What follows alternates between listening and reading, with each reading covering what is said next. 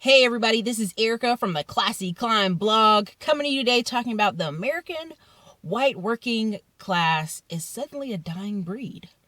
It's been all over the news, it's been all over the magazines, and we're going to tackle it. But before we start, check down below for the Classy Climb School. Start a business from scratch, get information on how to hustle up your income faster, and also just build, design the American dream you want to live and love. So, hey, back to the conversation. So there's articles all over Business Insider. It's on BuzzFeed. It's on a couple major CNN, MSNBCs talking about the study right now where it's saying the American white working class is a dying breed. Now, what this comes out is a lot of research of every group, Black, Latino, Asian, Islander, Pacific Islander, Inuit, is going up in the age of living and a life kind of adjustedness as far as income and, long-term life, right? Living longer, as Americans say.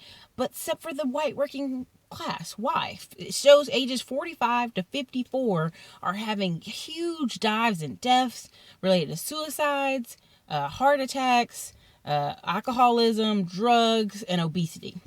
Now, I am thinking, yes, we're seeing these articles. Yes, we're seeing these things happen. But I think a lot of it is just a giant shift in our country. As far as manufacturing, a lot of manufacturing jobs are up north, the industrial belt. You have a lot of rise of people being given painkillers. So you have a lot of rise in the painkiller issue. As far as people accidentally dying from painkillers or overdoses. You saw, if you've seen anything about Florida as of late, Florida's having a big issue with painkillers where people are driving hours into Florida, getting painkillers and driving back up north, reselling, all kind of criminal activity. You have a big issue in New Hampshire right now. All the Republican candidates are talking about it. The heroin spike. And what's happening is we're having to redefine many things. One is the war on drugs. Now, because it's hitting so many homes, we can't just put everybody in prison. We put people in prison for smoking weed, but now we're selling weed in Colorado and other states, which is crazy. So somebody's profiting off it, but the other guy's going to jail for half his life over weed. Okay. So then we have alcohol, as far as drunk driving, trying to get those initiatives to get stop drunk driving. Then we also have now heroin in New Hampshire, mainly. They're basically taking the stance of, we just can't jail all these people.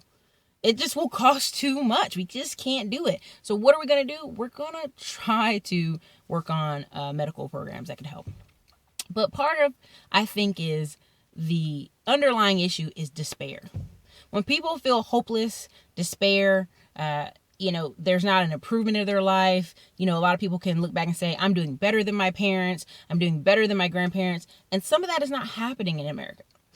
In many pockets of America where people fear that their children will do less than them. So it's important to preach hope to people. It's important to inspire others. It's important to realize that the American dream is still out here and it's still available, but it might look a little bit different.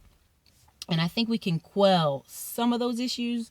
I just think we're in the next decade, 5 to 10 years, a lot of these people are coming out of construction, manufacturing, and a few other industries where life used to be quality of life was a lot better, is now a lot worse. So we have to kind of figure out something to do about that.